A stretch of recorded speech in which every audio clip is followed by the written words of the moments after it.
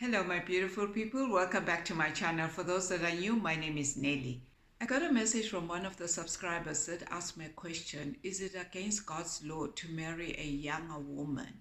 Can God put a younger man with an older woman, maybe about 5 to 8 years older, as a kingdom marriage? And I thought to myself, that's a great topic. So today's topic, we're going to be discussing about dating or being married to a younger man, or even vice versa. First of all, I would say God gives you the freedom to marry who you choose to marry. God doesn't decide that you shouldn't marry this person. You are the one that makes that decision whether you want to marry this person or you don't. The only thing God will give you is that spirit of discernment to see if this is the right person for you or it's not. He will show you things like red flags.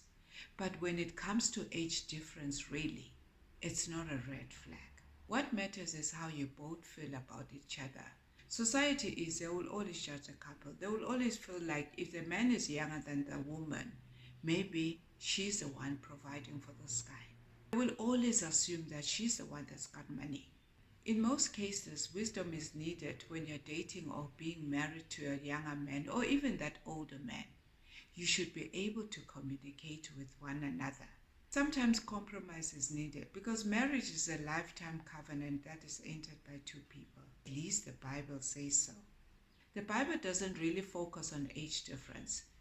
The problem is society that focuses on age difference, and they make it feel like it's a whole sin. As Paul wrote, that do not be equally yoked with unbelievers. How are you going to bond with somebody that you're not equally yoked with? What kind of conversation are you going to have? How are you going to solve issues when they come by? That is why God wanted us to be married to people that we are equally yoked with, so that when you face challenges, you know who to take those challenges to. When you are not equally yoked, you find yourself seeking solutions in other places. You're married to somebody that is younger than you. You need to have a conversation. Conversations on things that may affect the marriage in the future.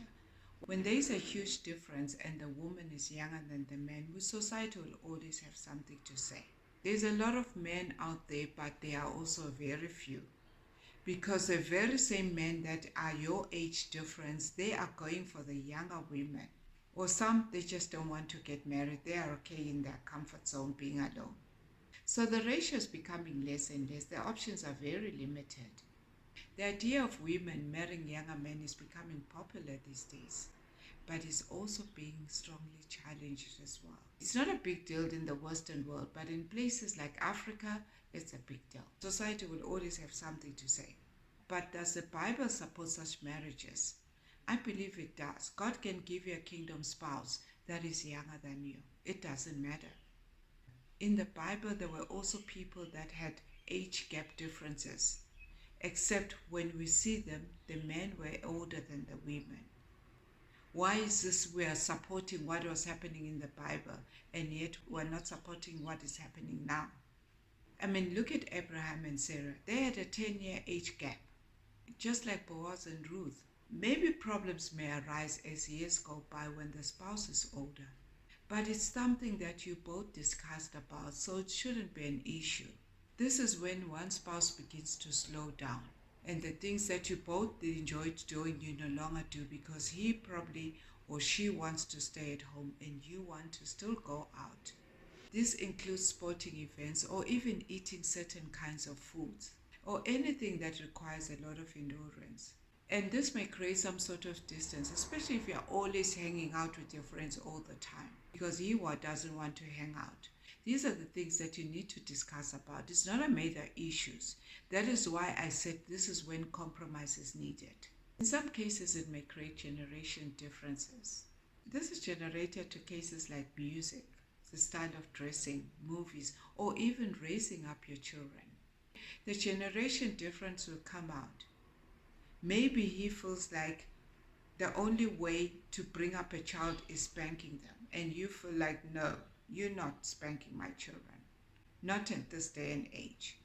There's other things that you can punish them with besides spanking them. Sometimes it's just their taste in their style of dressing.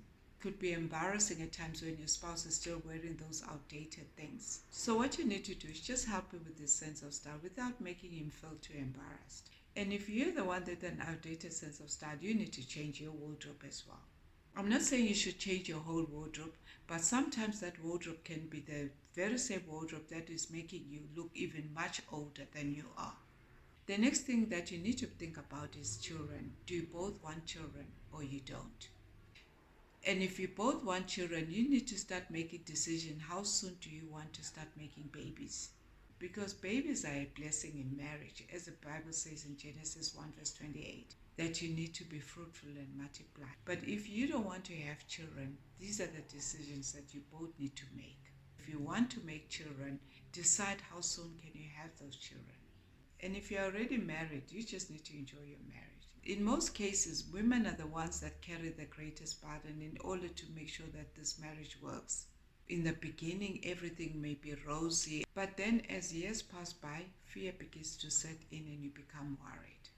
Worried that you are getting old, and when you start seeing him speaking to younger women, you become insecure.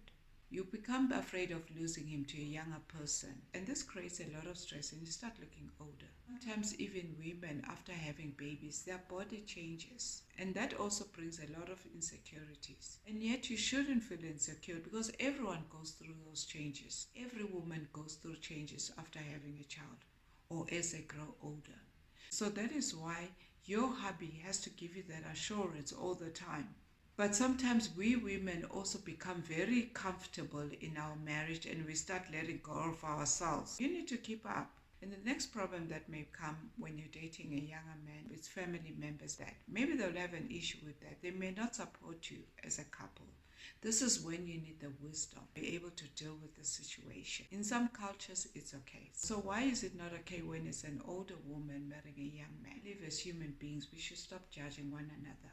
So no matter what people think or say, it's not about the age difference. It's about the love relationship between two matured people. Because you may find that that man who's younger than you is very much matured than people of your age group. So there's really nothing wrong with that. If you're a woman and you want to marry a man that's younger than you, go ahead. God will bless that covenant, the covenant that you have made, because God respects that. Thank you for watching. If this is content that you like, see you on the next video.